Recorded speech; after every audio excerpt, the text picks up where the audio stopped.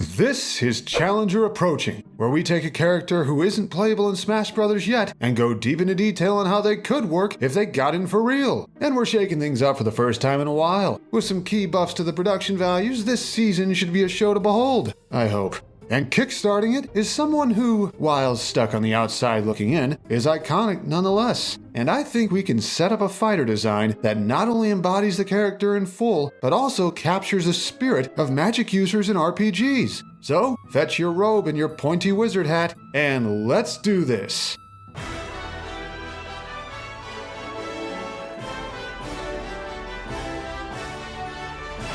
Black Mage. Long ago, in the bygone age of the late 1980s, a band of game devs at what was then Squaresoft released an epic role-playing adventure known as Final Fantasy. Though not the first RPG of its kind, it expanded beyond its predecessors to offer a grand adventure like little else the NES had seen before. An epic quest to slay 4 fiends and restore the elements, set in a sprawling world with many places to visit and dungeons to conquer, using a party of one's own design. To form that party, players could call on characters based on archetypes already made famous by tabletop RPGs. Among them were the hard-hitting fighter, the agile thief, a healer because every band of adventurers needs one, but one design stood out most: a bright blue robe, an obligatory hat, and a face shrouded in shadow save for a pair of glowing yellow eyes. As you know, Final Fantasy was a smash hit, and the Black Mage became an iconic design and one of several mascots for the series as we know it today. The design's shown up constantly ever since, as recurring NPCs, a mainstay in every entry with a job system, and one memorable case where Black Mages were an entire race of basically the magic equivalent of robots, including a fan-favorite party member. Everyone loves Vivi, let's be honest. But more than just a motif, this design gave an identity to Magic users in video game RPGs. It took a loose collection of tropes and gave it a face, even if we can't see it. Which helps explain why this character, in all its forms, has pockets of Smash support to this day. Magic is a surprisingly under-tapped niche on the roster, despite how many characters we've had become playable. The scarce few mages are a drop in the bucket compared to all the brawlers, sword fighters, and everything else. There are also a lot of fans of old-school Final Fantasy, hoping the games from before 7 could have time in the spotlight too. While I don't know how things will go next Smash game, when it happens, because it will at some point, I can at least give these oft-overlooked fans something that feels as real as I can get it. So let's see then, how could Black Mage fight in Smash?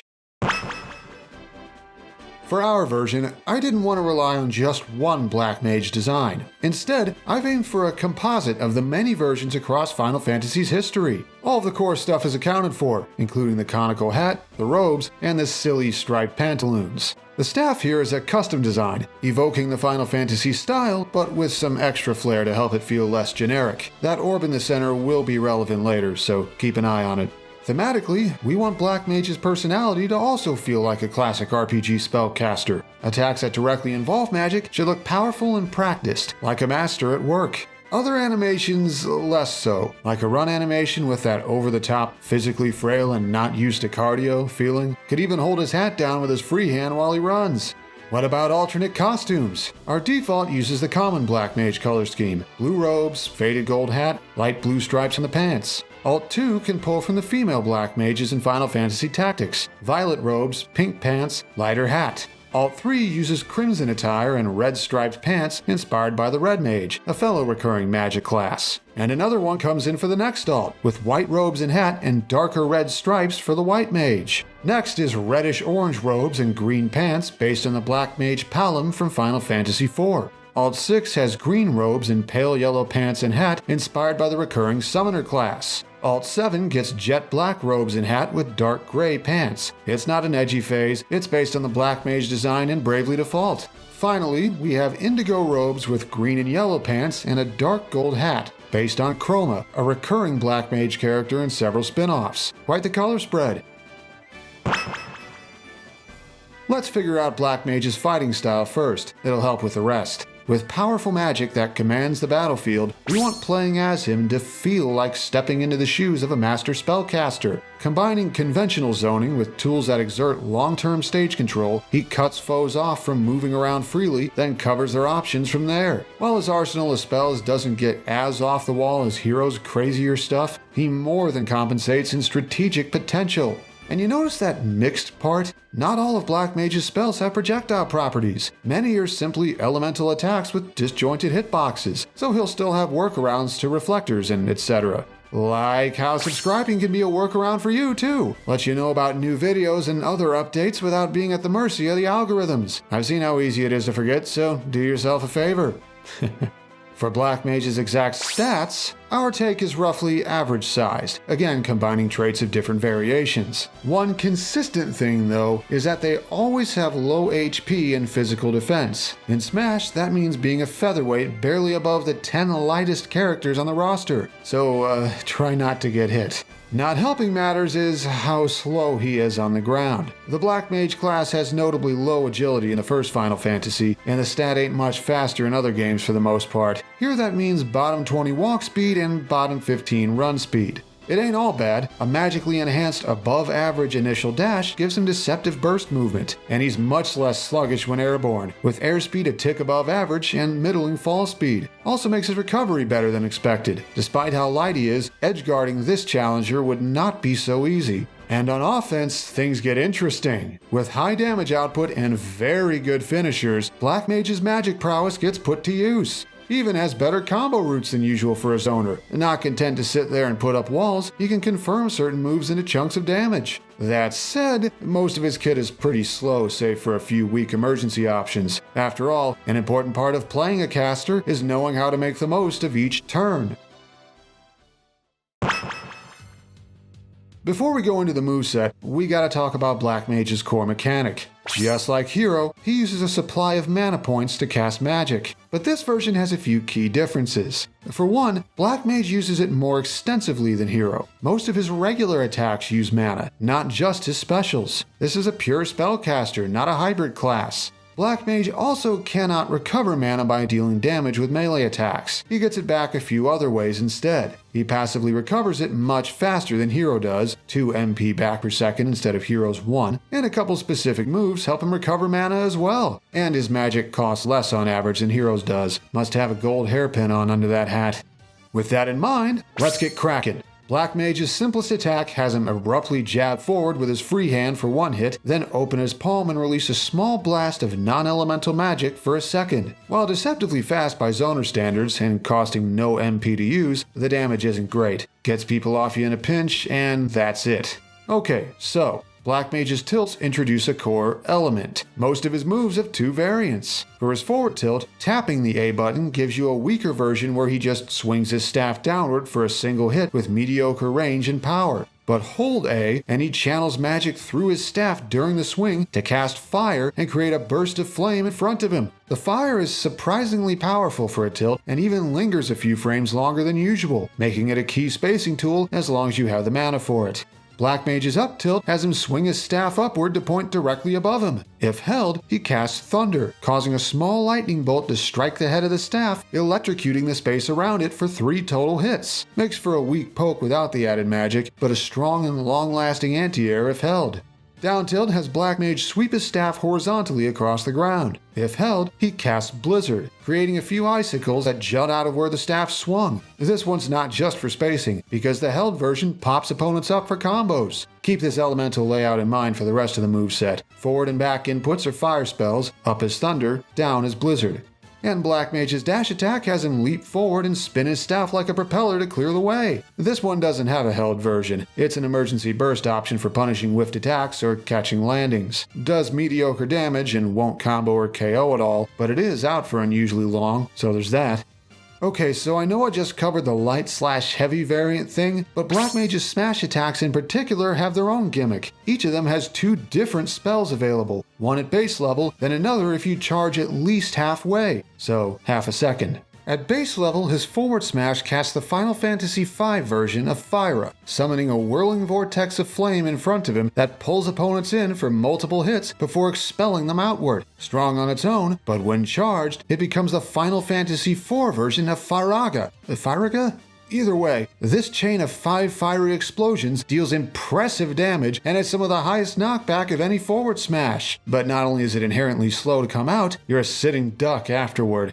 What does that look like with lightning? At base, Black Mage thrusts his staff upward and creates an electric current that surges through the air above. Dealing multiple hits with more range than his up tilt, it's also his fastest smash attack. But when charged, a massive bolt strikes the staff, creating a lingering electric charge that covers it and Black Mage himself with a shockwave. His single strongest attack, it can really put the hurt on if you get a read, but it's also his slowest and most punishable attack, and that's saying something.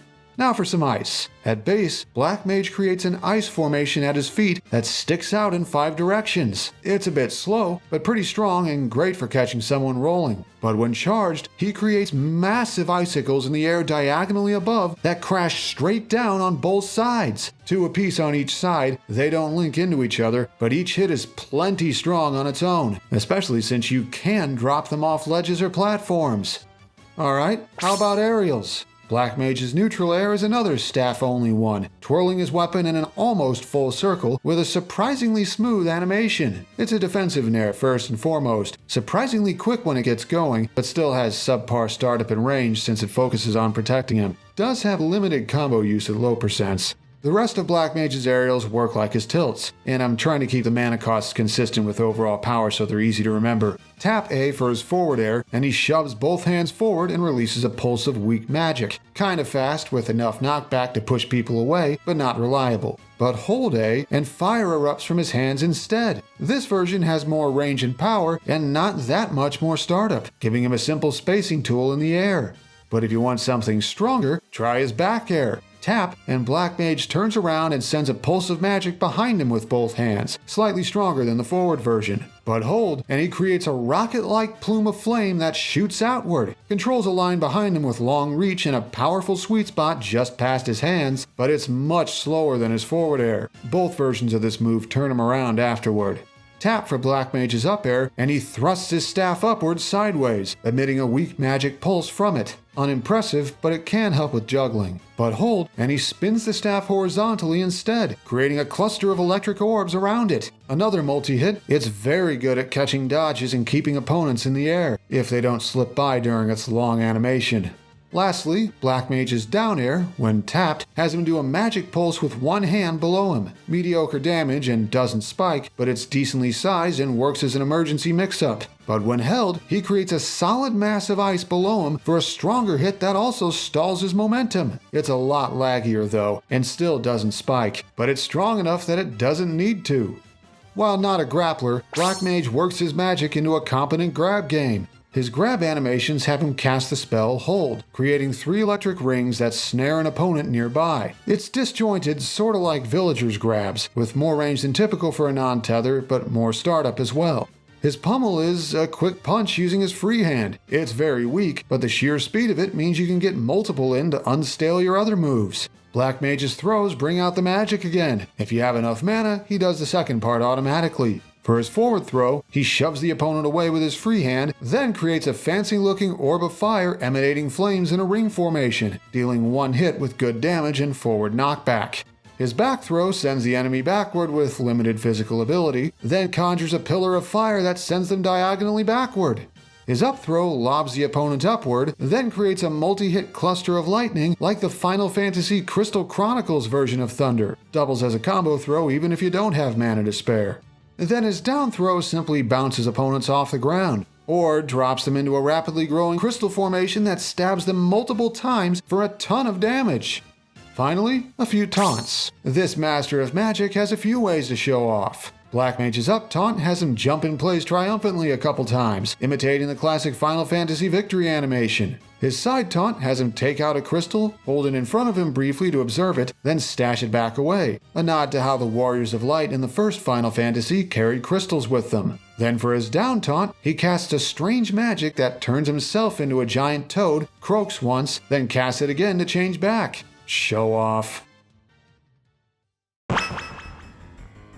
Oh man, if you think you've seen some magic so far, you ain't seen nothing yet. You might be thinking, wait, if you stuck all those elemental spells onto A moves, what do you use for specials? Oh, don't worry, there's plenty left to tap into. Plenty. Black mages have had a huge repertoire of spells across various games, and this special alone has 5 of them. Let me introduce the following. Osmos creates a fast-moving bolt of silvery blue magic that travels a medium distance. If it hits another fighter, it deals minor damage and drains 20 MP from them to restore your own. Hitting an enemy Black Mage or hero would cause them to lose 10 of theirs. Bio conjures a sickly green sphere of toxic biomass that lurches through the air at moderately slow speed. Upon hitting something, that is, not getting clanked out by an attack, the mass ruptures, damaging and poisoning anyone nearby. Comet materializes a small meteorite a full hop's distance above Black Mage, which then falls to the earth at a 60-degree angle, dealing moderate damage if it hits. The unique position and trajectory let it sail over enemy projectiles and harass people off stage. Gravity surrounds Black Mage with a gravity well that, after a short delay, expels anyone in range. A sweet spot in the center deals a powerful spike. Finally, Tornado summons a tall, swirling cyclone that slowly advances forward, catching anyone in the way and damaging them while violently flinging them upward. It's a quote-quote hit grab, which functions like a command grab, but doesn't work against shields. Simply tapping B has Black Mage swing his staff and immediately cast his currently set spell. But how do you set a different one? By holding just like most of his attacks, which has him pull back his staff as it glows with energy and a menu pops up displaying them in list form. Press up or down to select one, then let go to cast, or cancel by shielding. The selected spell is now available to quick cast, and the orb on his staff changes color to match it. This move gives Black Mage an array of spells for damage, pokes, zoning, stage control, applying pressure, answering enemy zoning, and a wicked edgeguard if set up right. While only having 5 may sound underwhelming next to Hero's command spells, these are consistently available and always appear in the exact same order. Hero spells reference the randomness present in RPGs, but Black Mage embodies the tactical side of playing an RPG spellcaster. Playing him well means understanding which of these spells will be most useful in the near future to avoid any emergency menuing, or running out of mana when it matters most. What's next? Well, Black Mages don't always rely on direct damage. Sometimes, there are other ways to harm enemies. A recurring spell across Final Fantasy, Slow has had a variety of effects, but it always involves, well, slowing foes down. On use, Black Mage aims at a spot on the ground a dash length in front of him, channeling magic until a platform-sized glowing ring appears there, resembling a clock if you pause and look down at it, emitting a glow that extends a ways upward. As long as the ring is active, anyone who enters the glowing light has their mobility slowed down until they leave it. This is not the same effect as Witch Time or a stopwatch for obvious balance reasons. Animations still play out at regular speed. Instead, it debuffs the walk, dash, run, air, and fall speeds of any enemy fighters in the affected area. And while it takes a couple seconds to activate the circle, Black Mage is not stuck in place afterward. He can move and attack freely, but the circle drains mana over time while it's active, and the MP cost ramps up the longer it's out until you either run out completely or input a side special again to dismiss it. Slow is a unique form of stage control that makes it harder for opponents to get through a specific area, and you can have it active at the same time as your other tools. Its biggest drawback, besides the escalating mana cost, you need space specifically on the ground or a platform to place the circle. It does nothing if aimed toward thin air. You also can't place it right on the ledge. There will always be enough space for opponents to do a neutral getup without being slowed. So what could a Master Wizard use to recover? We have another spell for that. And it's not quite like others in its archetype. Warp is another recurring Black Mage technique. Sometimes it teleports the party back a floor in a dungeon, sometimes it's an attack that warps enemies out of the fight. On use, Black Mage uses magic to open a portal and quickly jumps in to warp a set distance before reappearing safely. The distance is further than Mewtwo's teleport, not as far as Furor's Wind, and can only be aimed at upward angles, as if going up one layer of a dungeon. But you know how it's an offensive spell in some games? Well, if there's an enemy right next to you, Black Mage drags them with him while he warps, creating a damaging magic explosion as the pair reappear that sends the opponent away. In other words, this move is half teleport recovery and half vertical punish tool like Clim Hazard or Aerial Sweep. Warp gives Black Mage a unique defensive option tied to a teleport recovery. You can only drag one fighter with you, and like with Tornado, it's a hit grab that doesn't work against shields. And if you don't have enough mana to use the full power version, Black Mage has enough magical talent to pull off a weaker variant that doesn't need any MP, but it has more startup, more end lag, including taking longer to grab ledges, and cannot grab an enemy. All this magic has a high cost. Osmose helps a little, but that only does so much if you're tapped out. That's why Black Mage's down special is a magic user's best friend.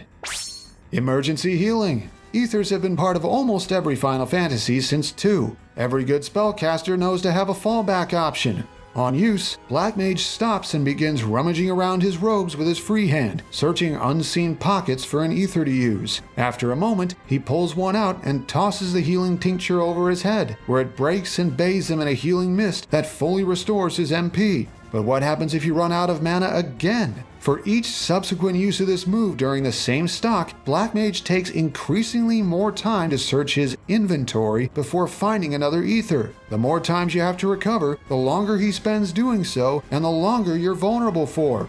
It's a unique form of resource recovery that also taps into another aspect of RPG Magic users, knowing when to restore your MP. While it's great to have a fallback if you mismanage your mana, the lengthy animation, which gets longer the more you use it, forces you to put yourself at risk or give up an advantage state to spend your turn healing instead. You also can't cancel out of the animation early. It's a full commitment, and the animation takes even longer in midair to discourage using it deep off stage. So that's a whole list of spells, stage control, recovery, and healing. What's left? The big finisher. Empowered even more by the Smash Ball, Black Mage stops, chants an incantation as the action pauses around him and the camera zooms in, and he raises his staff as he casts the ultimate magic. The surrounding air splits as if reality itself has been rent apart, and a sphere of multicolored pure magic emanates from the staff and expands rapidly, quickly engulfing the entire surrounding area as it pulls in all fighters unfortunate enough to be remotely nearby, dealing constant damage as they're helpless to escape. Then the built-up magic violently ruptures with a blinding flash, exploding with such power it transcends the laws of physics as easily as it bypasses a damage cap. Not a chance anyone will survive that, maybe if they had full health and a lot of magic resistance. This is how Black Mage could fight in Smash. A mage-turned-mascot whose masterful magic paved the way for countless others from countless games to follow in his footsteps. Overshadowed though he may be when fans discuss possible newcomers, he stands out nonetheless as a viable choice for a fighter, for he can embody the spirit of playing a spellcaster like no one else truly can. Black Mage boasts an array of spectacular spells with which to zone opponents out and lock down entire sections of the stage. Unusual versatility for a zoner makes him adaptable and less vulnerable to moves that usually counter the archetype. And with high damage output and powerful, reliable finishers, he has little trouble keeping pace with foes or ending stocks with ease. However, most of his moveset is tied to a single resource that leaves him very vulnerable when low until he can replenish it. His attacks, with few exceptions, are quite slow, making him less able to play reactively and open for longer when he whiffs. And with very light weight and limited defensive options, he can get in deep trouble if someone gets up in his face for long periods of time. This one was a long time coming. Spent months languishing in the challenger polls before finally getting his chance, and I've had ideas for this moveset since long before then, though I still had to rack my brain to figure out certain aspects. Played around with different spells in the neutral special slot, had Bio as a side special early on with a completely different effect that was more AoE, and Osmose was the down special originally until I decided I wanted a way to recover that didn't require getting up close. A very old version had Flare in the neutral special, but someone took that, so I had to find something else. Still iffy on the exact details of the menu mechanic, but this is just a proof of concept. The real deal would need a lot of testing. And yes, I know about the fan game versions of Black Mage. Slow ended up vaguely similar to its Crusade counterpart by coincidence, and I actually forgot Smash Flash 2 did the 2 different spells per smash attack thing until after I came up with my take on it. How's everything look for the new season? Trying to raise the production values and make these enthralling to watch despite us still being between Smash games. Hopefully the visuals have as high of standards now as my challengers' designs do. Anyway, special thanks to the following for helping make this video happen. Thanks as well to my patrons for the continued support. And now, it's their time to shine. Patrons are able to vote on which of these 3 characters gets to go next. And with a donation of just $1 per month, you can join their ranks too. Decisions. So, until next time, may this be the start of something magical. I know.